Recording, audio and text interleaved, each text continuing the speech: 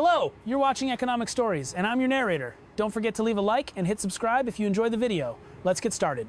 For decades, the U.S. stock market has been sold as the greatest wealth-building machine in human history. You throw money in, sleep, and wake up rich. The S&P 500 returns roughly 10% a year. It sounds as easy as ordering a pizza. Retirement accounts, 401ks, index funds, all built on the idea that if you stay invested, America rewards you. Like a good dog waiting for a treat, if you just sit still, the reward comes. Diamond hands is the gospel, right? And yet, here's the uncomfortable truth nobody mentions at cocktail parties. Most American investors do not earn what the market earns. Not even close. The gap is as wide as the distance from Earth to the moon. Study after study shows the average retail investor underperforms the market by several percentage points every single year. Over a lifetime, that's the difference between retiring on a yacht or working as a Walmart greeter until you're 85. So the obvious question is, if we're all playing in the same casino, betting on the same stocks, why does Wall Street win while Main Street keeps falling behind? Why are they eating lobster while you're eating instant ramen? At first, the answer seems simple. People assume it's a lack of knowledge. They didn't study enough, didn't read the right reports, or picked the wrong stocks. They think watching a few more YouTube videos will turn them into Warren Buffett, but that explanation doesn't survive contact with reality. Because many of the people who lose the most money are not uninformed. They're engineers, doctors, Bachelor of Arts graduates. People with IQs higher than the S&P 500 index itself. They are highly analytical, building bridges, writing code for AI. But when they enter the market, their accounts evaporate faster than ice in the desert. So, if intelligence isn't the problem, what the hell is? The real enemy is something much closer. Something you carry with you every single day, sitting right between your ears, your brain. And bad news, it's a traitor. The human brain did not evolve for candlestick charts or real-time profit and loss updates. It evolved for survival. It was designed to avoid getting eaten by tigers, not to trade Tesla stock options. Tens of thousands of years ago, the environment was brutal. If a bush moved, you didn't calmly analyze the statistical probability of it being a rabbit or a lion. You ran. If you stopped to analyze, you were lunch. If food was available, you took it immediately. There was no saving for a rainy day or compounding interest. There was no guarantee it would be there tomorrow. Short-term thinking was the key to staying alive. That wiring helped humans survive. But in modern financial markets, that same wiring quietly destroys portfolios. You are basically running Stone Age software to operate a 21st century financial machine. When your investments start losing money, your brain doesn't treat it like a spreadsheet problem. It treats it like a threat. It screams fire, when in reality, the market just corrected by 2%. Neuroscience shows that when people experience financial losses, the amygdala, the brain's fear center, becomes highly active. It's like an air raid siren wailing inside your skull. At the same time, activity in the prefrontal cortex, responsible for logic and long-term planning, decreases. Basically, the CEO in your head goes on vacation, leaving the keys to a panicked monkey. In simple terms, when your account turns red, fear takes control and logic steps aside. You become a pathetic version of yourself, ready to do the stupidest things just to escape the pain. This is why decisions made during market stress look so different from calm moments. It's the same person, but not the same mental state. Like the financial version of Dr. Jekyll and Mr. Hyde, this is why some of the worst investment decisions in American history happen during market crashes, moments like the 2008 financial crisis, or March 2020, when COVID panic shut down the world. In both cases, millions of investors didn't sell because the long-term math suddenly broke. They sold because fear completely took over. That's when the paper hands come out in full force. People sell not because the math changed, but because fear became unbearable. They sell at the bottom just to get one night of sleep, then cry when the market rallies the next morning. This behavior is not random.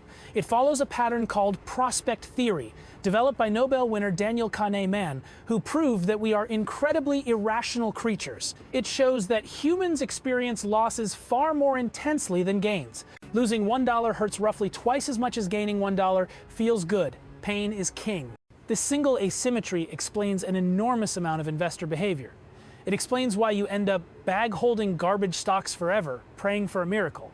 When a stock drops 5%, most people tell themselves it's temporary. "'Tis but a scratch," you say, feeling brave. At 10%, discomfort sets in.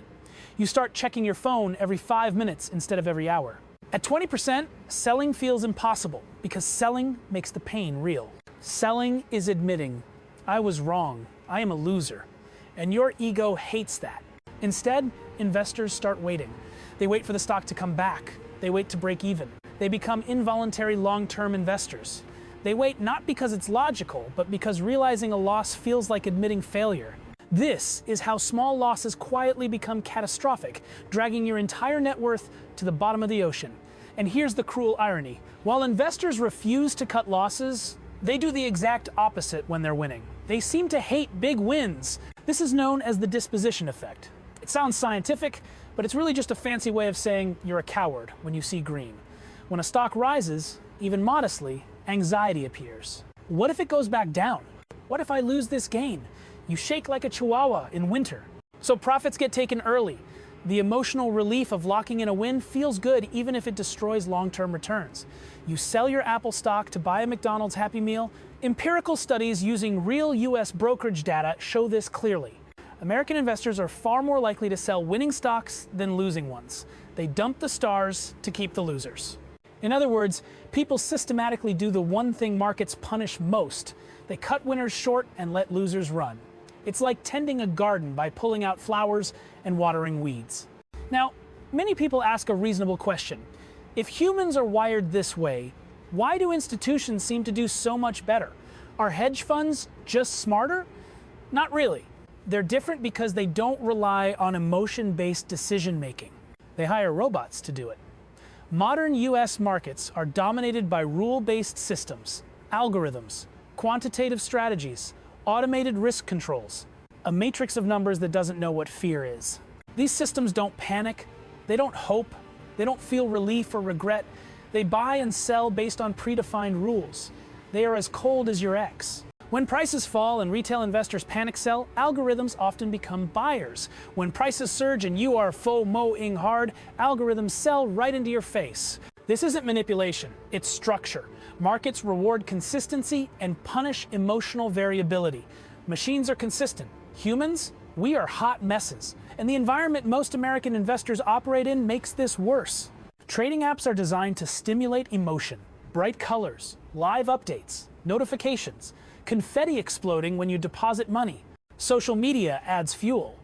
Reddit threads, YouTube predictions, X posts declaring the next big winner. To the moon, YOLO the battle cries of the losing army. These platforms don't reward patience, they reward excitement.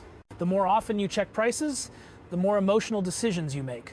More checking equals less money. So what's the solution? Many believe the answer is discipline. Stronger willpower, more self-control. I will never FOMO again, the greatest lie you ever tell yourself. That belief is comforting and wrong, because willpower collapses under emotional stress. When fear or greed spikes, the rational brain is already compromised. You can't out-discipline biology in the heat of the moment. The only solution that works is to remove decision-making from those moments entirely. This is where an ancient story becomes surprisingly relevant. Let's talk about Odysseus. In Greek mythology, Odysseus knew that the song of the sirens would drive him insane. So instead of trusting his future self, he tied himself to the mast and ordered his crew not to untie him no matter what he screamed later. He survived not because he was strong, but because he planned for weakness. In investing, the modern equivalent is rule-based commitment, automatic stop losses, predefined exit rules, position sizing limits, written investment theses. These tools work because they execute decisions before emotion takes over. A stop loss doesn't care how confident you feel. It doesn't negotiate, it doesn't hope, it just executes, like a cold-blooded assassin. Is it perfect? No. Sometimes prices rebound after you're stopped out. That hurts emotionally. You feel like you just got scammed.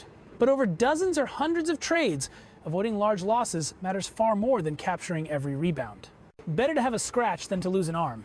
A portfolio that avoids catastrophic damage can recover, but a portfolio that loses 50% needs 100% just to break even. Math is brutal. Survival comes first. Don't try to be a hero, try to be a survivor.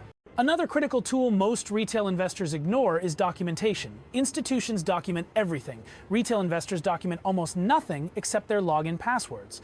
Writing down why you're buying a stock, what would prove you wrong, and where you'll exit forces clarity. It slows you down.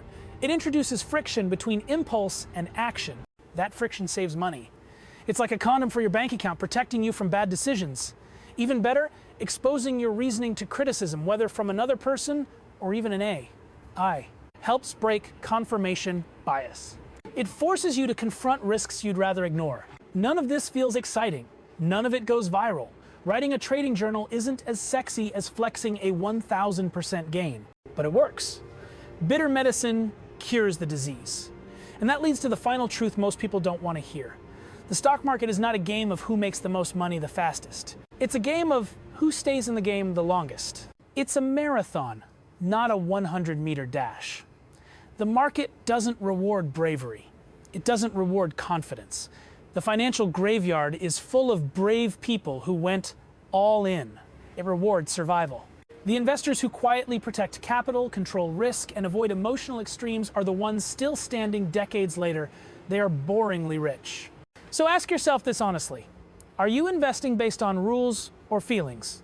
Is the C, E, O, or the monkey in your head running the show? Do you know exactly where you're wrong, or are you just hoping to be right? Hope is not an investment strategy. It's a lottery strategy. Are you waiting for a stock to recover, or avoiding the pain of admitting a mistake? Don't let your ego burn your account. Your answers matter more than your stock picks. Three-letter tickers won't save you if your mindset is bugged. Because in the long run, the market doesn't care how smart you are. It doesn't know who you are. It is indifferent. It only cares how well you manage yourself. Manage the monster inside you. And the investors who understand that are the ones who actually win. Good luck, and remember to tie yourself to the mast.